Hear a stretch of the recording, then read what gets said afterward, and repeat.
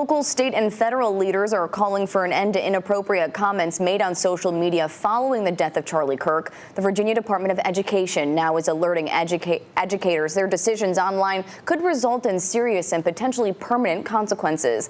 Layla Cox has the latest from Virginia officials. Over the weekend, 13 News Now reported some teachers were placed on leave or fired for remarks they made online in the aftermath of Charlie Kirk's death.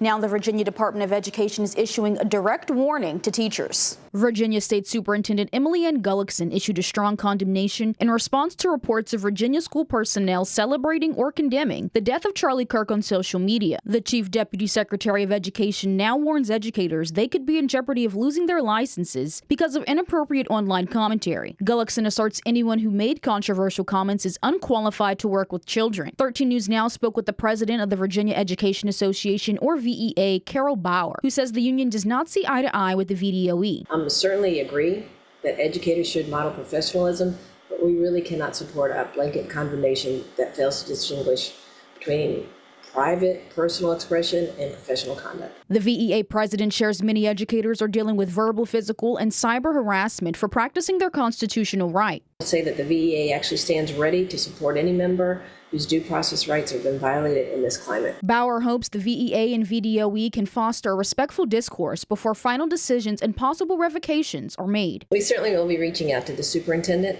and talking about making sure that we follow due process and making sure we don't jump to conclusions. President Bauer argues students learn best in environments when their educators feel safe to engage as full citizens, and that the VDOE made an inaccurate rush to judgment that is directly harming public educators across the Commonwealth. Layla Cox, 13 News Now. Thank you, Layla. The Virginia Department of Education says they stand ready to support superintendents' decisions and will work with the Board of Education to address the proper actions needed for local school divisions that do not hold their personnel accountable.